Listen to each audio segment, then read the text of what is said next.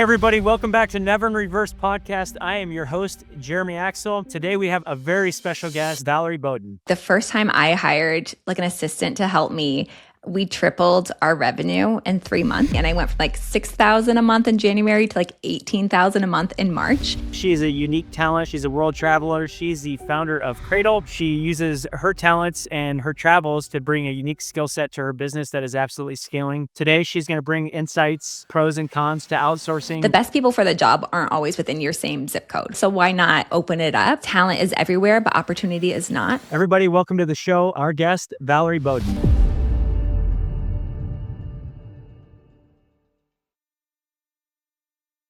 Hello, Valerie. How are you? Hey, I'm good. Thanks for having me here today. Absolutely. So we have a special guest, and she is a master at outsourcing, which is a heartbeat to me. And I'm so excited to dive into your expertise and kind of make me grow, honestly. But to start this off for our viewers, can you give us just a recap of you? That'd be awesome. Let's introduce yourself. I think most people know me because I had backpacked across Africa by myself. I did like the Cape to Cairo route. After that, I lived in Ethiopia for 8 years. I finally came back to the US a few years ago and I launched an outsourcing company called Cradle, and we only hire in Africa. And besides that, I'm based in Pittsburgh and I do have two small kids, 3 and 5. And so that's a little bit about me. What's one interesting thing about Africa that you can share? What was the coolest thing you did? Oh man, when I was traveling, I did so many cool things. I mean, I trekked gorillas. In Ethiopia, I fed a wild hyena raw meat out of my mouth. That was Huh? crazy. Yes. Okay, this is the most I should have led with that. Yeah. Okay, so you go to the outskirts of this one town and there's a hyena whisperer and he gives you raw meat. You put it in your mouth and a hyena, like a wild one, will just come up and eat it. And I was thinking, like in Lion King and the hyenas are kind of small and scrawny, but when you actually see them in real life, massive. And one of them even like jumped on me. I fell to the ground, couldn't get up. And I remember going back to like where I was sleeping that night and there were like paw prints on my jacket. And I was like, this is so wild. Like that's like a hyena like paw print on my jacket. Well, But ugh, definitely bucket list. Add it to your list. It's a one-time thing you might want to do. Or that not, is maybe. that's a while. I mean, because I know the neck muscles are like this, aren't they? Yeah, they're so vicious. And now that I think back, I'm like, he could have just like bit my lips off, bit my nose off. Like, what was I thinking? But at the same time, I would totally do it again. You It's probably it's felt free, definitely right? Like that's probably like the most freeing. It's like everything goes away, yes. And the like, fear and all like that.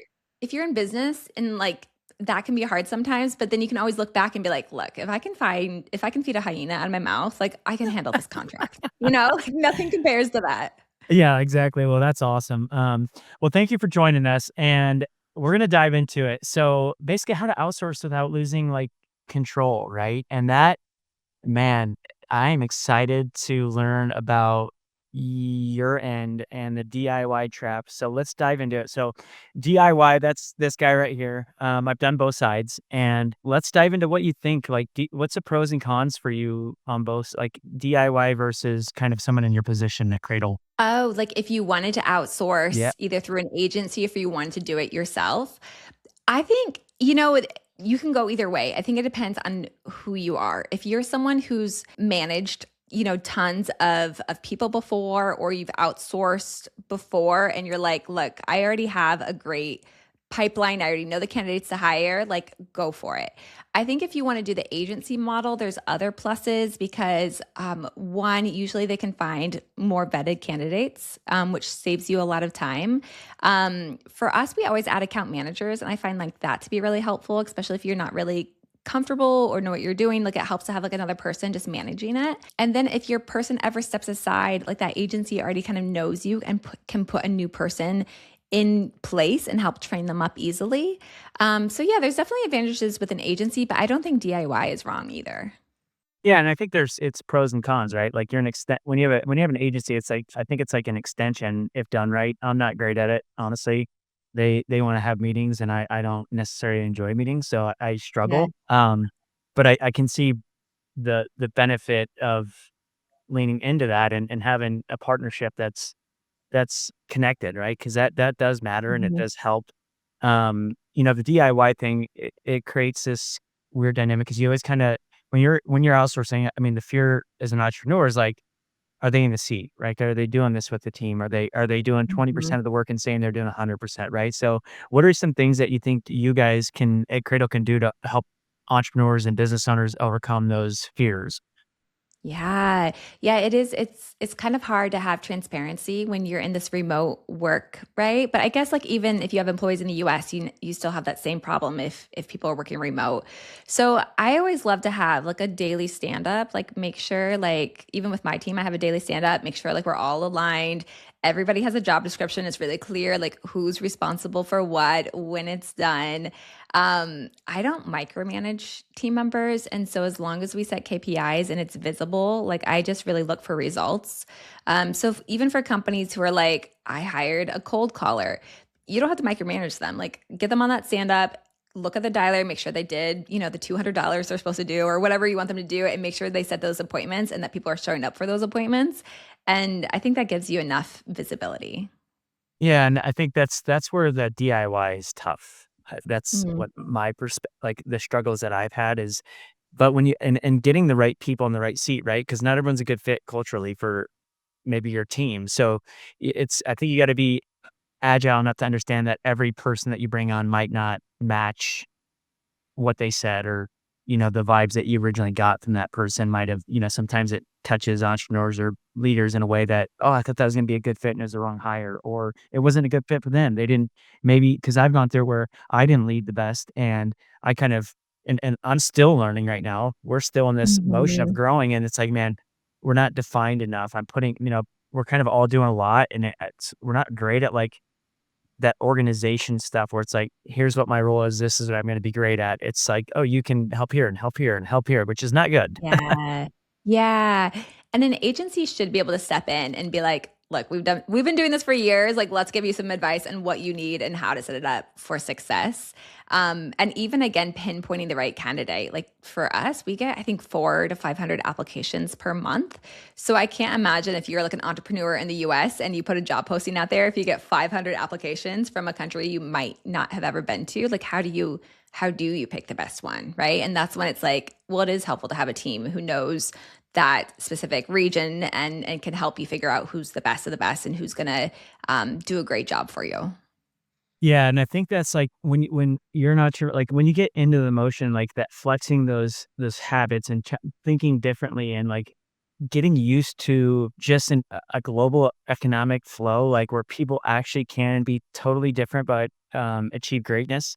That's like I think there's such a blessing there to bring like a group of people from all walks of life because for me, you get different views that are might relate to other people differently instead of being so culturally Mhm. stagnant, I guess. I think it's kind of this unique opportunity to kind of flex those muscles and go, let me just try it, right? Like, what's Yeah. the worst thing that could happen is like the worst thing here is like I let them go or it doesn't work out or Right. And that can happen with like a US based employee as well, right? Like that is kind of just like the risk of hiring. But yeah, definitely like the best people for the job aren't always within your same zip code, right? So why not, open it up? I don't know who said this, but I always heard the quote that stuck with me, which is talent is everywhere, but opportunity is not. So there's not like a monopoly on talent. Like there are talented professionals all over the world, and just some of them might not have the opportunity to work for a company like yours. So if you can open it up, you'll probably find people who are even more driven and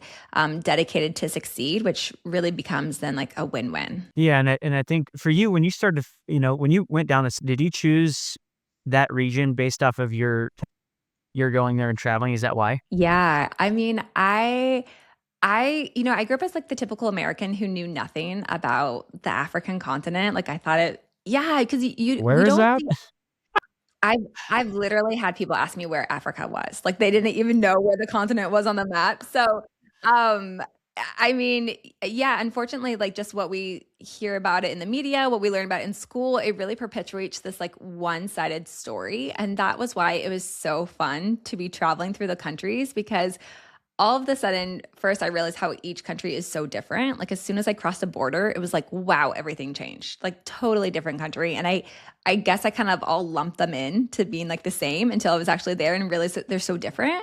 And also because I'd only heard the bad things, it was like suddenly I'm like backpacking and I've seen all the good things, like the amazing food, the amazing coffee, like the different cultures, like the hospitality was like off the charts. I mean, there were places where I was like hitchhiking and I would like never do that in America, right? But like there were just some places that I felt so safe. And then after living there in Ethiopia for 8 years, that's how I met my husband, who's Ethiopian. So No for sure, way. yeah. So when we came back to the US, we were like, well, obviously, we're only going to hire from Africa. And like that is going to be a little bit part of our social impact because it's just like a really underrepresented continent, but the talent and the skill is 100% there. Wow, that is so cool. So you wow. So but now you're flexing that, right? Like you're trying to and this is I'm sure you've seen it, but has it been kind of hard to get that momentum going with trust? Like and because trust in the US is like if you can't spell a word right, they're like, "I'm Mhm. out." Like, right? It's so finite. Like, every Yeah. single step matters here, and it's that's the hardest thing I think culturally that I've seen is, um, the understanding of that. Like, if someone is reading something and they feel even let's say it's online or it's a brochure, if they feel like something isn't being written by someone in the US, they're out. Like, they literally go, "No, I'm good." Mhm. Yeah, we've seen that. I mean, I've seen all of the things at this point, but yeah, it's definitely a struggle because like everybody knows like you can hire from the Philippines or Latin America, but like most people don't even know it's an option to hire from Africa.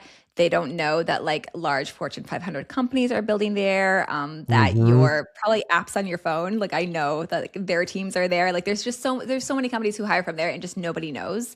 And then like the opposite problem happens is we finally get like an entrepreneur in an interview and everybody in the interview is they would think it's like almost overly qualified where they're like this person has their masters in public relations or is like a medical doctor and they want to be my virtual assistant, like that's crazy, like that doesn't make sense either.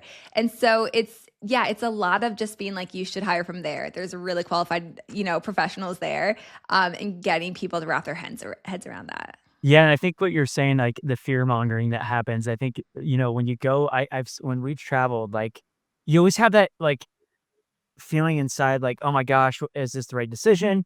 Because Mhm. all this blanket things that happens in the US of, like, almost like a control element, like, not showing the great things, right? Like, there and I think Yeah. that's it that happens here. They don't show us everything. There's so many great things that happen, way more than the bad things, but they wanna put that mask on that, so seeing those things and go, "Man, these people are absolutely lovely." They're not all, like, out hunting hyenas with stakes and, like, I'm like, "Oh my gosh, if they're National Geographic or whatever you wanna say, like, that's what we were taught, and it's like, no, everyone's so beautiful in their own way, and they have Mhm. such unique talents, and it's going there probably just gave you that freedom, that, like, internal freedom of, like, "This is just beautiful," like, this is not Yeah. this is the false narrative, right? Like It's such a false narrative, and at the end of the day, I always say, like, people are people, like, they're the same everywhere, and just as an example, we did an interview this week, and one of our sales reps was talking about how she's the middle child, and by the end of the conversation, we were all, like, just laughing so hard because we're like, "This is, like, the most textbook middle child thing to say." Like, it doesn't matter if you're a middle child in America or a middle child in Ethiopia. You will think that your older sister gets all the attention. You will think your younger brother gets away with everything, and you will think that you have to work harder because you're the middle child. And it was like exactly what I'm I the middle read, and like child, so yeah, and I was like, because people are the same, right? Like at Mhm. the end of the day, people are fundamentally the same. Yeah, exactly. I mean, we're all sewn from the same cloth. I agree. Mhm. So using this architecture though, so how have you helped support like, let's say companies in that progression of like getting ready to scale and that burnout session, been there, done it. I'm still sometimes wondering if I'm there. I kind of go in these waves, right? Like I'm like, oh my gosh, I'm tired. Here we go again. And it's sometimes it's my own issues, right? Like the way that I might not be able to delegate or I might say, "Hey, I can do it faster." The things that entrepreneurs convince themselves of, I still face that daily after 10 years. To viewers that are considering these things, like if they're in a momentum of a scaling or they're behind of, the position of hiring, what do you think that someone like yourself and your team can do to help them kind of streamline the onboarding, get someone in place, the right, is there a way that you guys help conduct that to ensure that that person's not going to burn out? Yeah, no, that's a great question. I always say like I drink my own Kool-Aid. Like my all of my team members are also based in Africa. And so the first time I hired like an assistant to help me, we tripled our revenue in 3 months. Which was crazy. I think I was like early on in my journey and I went from like 6,000 a month in January to like 18,000 a month in March. And it was literally like because I finally hired someone to help me and I wasn't burnt out on all the tasks, right? And like in 3 years, we also became like over a 7-figure company. And again, like that's all because I have an amazing team supporting me, right? So definitely, if you're an entrepreneur hearing this, just look at the case studies of one, how many people have had successful experiences and grown their business by hiring on the African continent. And I think the biggest thing is that you really have to have your ducks in a row, right? So, like, obviously, you want a good rep, but I think people really underestimate like you have to have clear KPIs and clear SOPs, and like you don't want to bring them into chaos, and like you need to have enough work for them. And if you're hiring a salesperson, like you need good leads for them to call and a good script and a good tech stack. Like there's so many pieces of the puzzle, and having a good offshore team member is one piece of it. But I think the vast majority fail because the company themselves, the entrepreneur, really wasn't ready to delegate and to make this successful. Yeah, and I can relate to that. I think that I think it's hard when you're in these momentums of growing and then you bring someone in because you don't want to Mhm. go too early. You don't want to go too late. There's just like, there's this happy Yeah. position I feel like is an entrepreneur. Like you need to bring him in when you're not ready, but you need, Mhm. it's going that direction because every time what I've done is kind of waited too long. And then it's like, we don't have the onboarding. We don't have the SOPs. So now we're getting all this infrastructure set and, but sometimes those break. And I think importantly that from my experience is also having that person that you do bring on, they have to be chameleons. You got to be agile. They got to be able to phase up to the next side because every phase is different. So the SOP could change.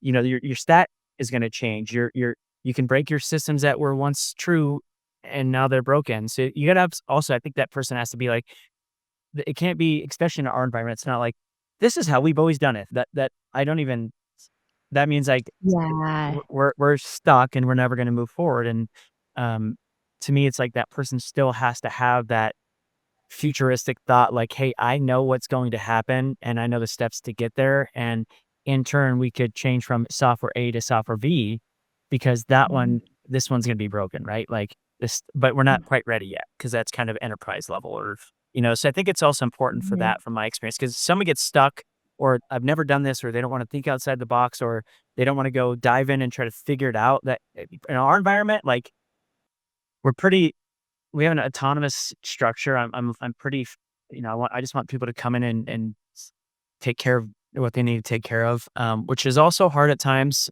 because it takes a very certain person. So I think the clarity to going into you guys, we're going through it right now, um, being very clear that here's what the expectations are, and then making sure that firm such as yours comes back with applicable candidates, and we're kind of in the middle of that. So, um, you know, Yeah.